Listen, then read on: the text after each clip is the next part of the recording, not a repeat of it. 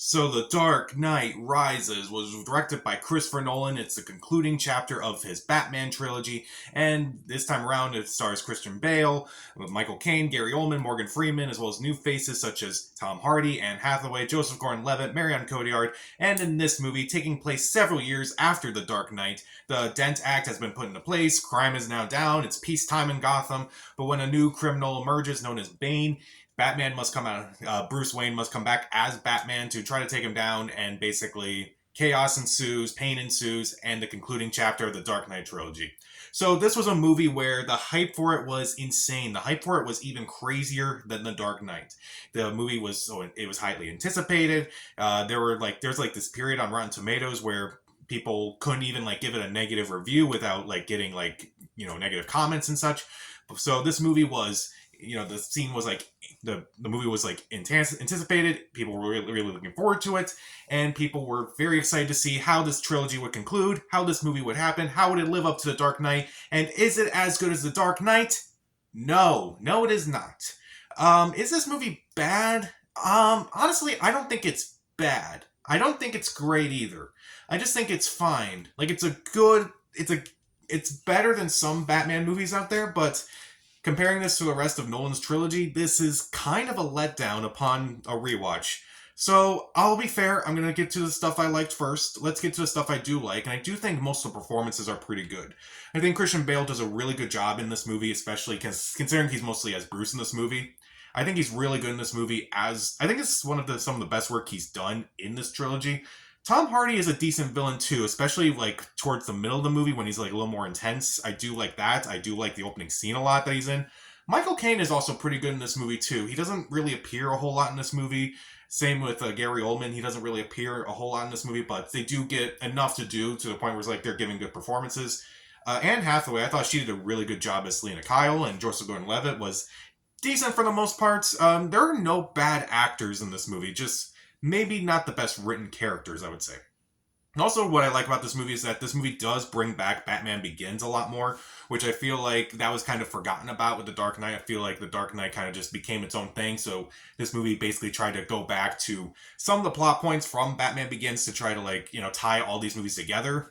And I do think it works, and I do think it actually does bring about some good aspects about concluding the trilogy.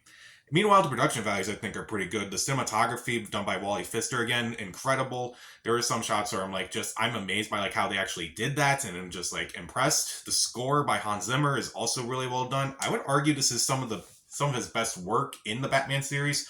Yeah, the Dark Knight score was great and everything, but I did like this one a lot too. And I also do like a lot of the themes about this, about, regrets, about pain, about, rising. I do like a lot of the themes that do work in this movie.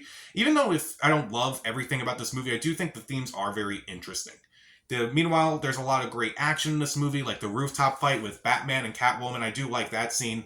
The scene where Batman and Bane are fighting, that was incredible. That was intense. That was painful. I even felt that when Batman basically had his back broken. That was great. And I do think there are a lot of great thrilling sequences. Gotham being bombed was actually very interesting. Like the scene where, they're all at the stadium and Bane just like hits the button and all of Gotham just basically just blows up. And that scene where you see the football players just running away, and that was like, he's running away, but all these football players are just falling to their deaths basically. It's a really well done scene. And I do think that I do really like to see that there's like all this peace in Gotham despite everything that's kind of going on underneath it. There's actually no peace in Gotham. And I just think it's like, even when they try to ignore it, it's still there, it's still lingering, it still really is effective. It's very fascinating to see, and there are like a lot of great aspects of this movie, but the thing about this movie is the plot holes. The plot holes of this movie are just astonishing. And I'm just surprised that they kind of looked at this movie, they looked at the script, and they were like, this is the best you can do at times? Like, why? Why did you think this was a good idea? What doesn't work about the movie? Again, the plot holes are just astonishing. Like, how many times I'm like going, that makes no sense. That literally makes no sense. And I'm someone who tries to avoid those. I try not to criticize plot holes in movies because I know that, every movie has plot holes. If you watch a movie enough time, you could figure out all the plot holes in several movies. But it only took me one viewing of this movie to realize there are several plot holes in this movie, particularly in that third act. the third act is just so full of plot holes that it's just annoying to me. Like, if Bane blew up all the bridges to Gotham City, to and from Gotham, how did Bruce get back in the city? How did that happen? Did he teleport in the city? Makes no sense. And also, it just kind of doesn't really make sense. How did, and also at the end, Batman reveals to Gordon, like, he doesn't say it out loud, but he's like, it implies that when his parents were killed, Commissioner Gordon, he, did something to him. He put like a coat around him to kind of comfort him. And so Batman mentions that before he heads off. And then Gordon's like, Bruce Wayne, that was you? And I'm like, did you only do that once in his entire, did Commissioner Gordon only do that once in his entire career? Did he only just comfort a kid with a jacket just once in his career? That is amazing. That is really amazing. And also, like, how does Alfred see Bruce at the end of the movie? Either way you look at it, it makes no sense. Some people say, oh, it's dreams. Some would say it's real. Okay, well, if it's a dream, then how could he see, Selina Kyle there with Bruce? Like, it makes no sense. Also, if it is real, how can no one recognize the most famous dead person in the world? How does that make sense? Nothing about it makes sense.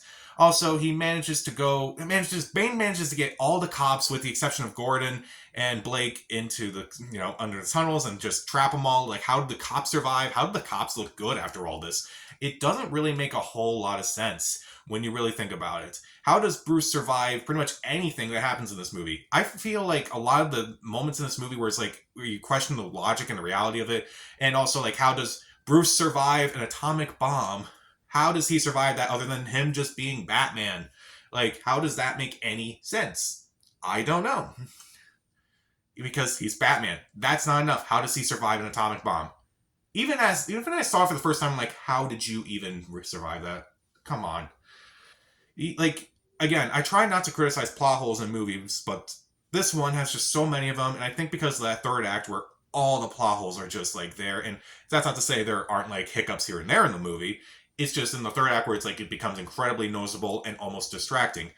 I feel like the logic of this movie just kind of takes away the more real aspects of this movie. Like, it was like a more grounded superhero franchise. And now you have this movie where people just teleport into a city despite no actual entryway, people surviving atomic bombs and all that. It just loses me. And also the reveal around, Talia al Ghul, it just kind of is underwhelming. It kind of comes out of nowhere, actually, and I just didn't buy it. Also, how did Talia al Ghul, how is she the only one to survive? How did Bane get out of there too? It makes no sense. It really makes no sense at times.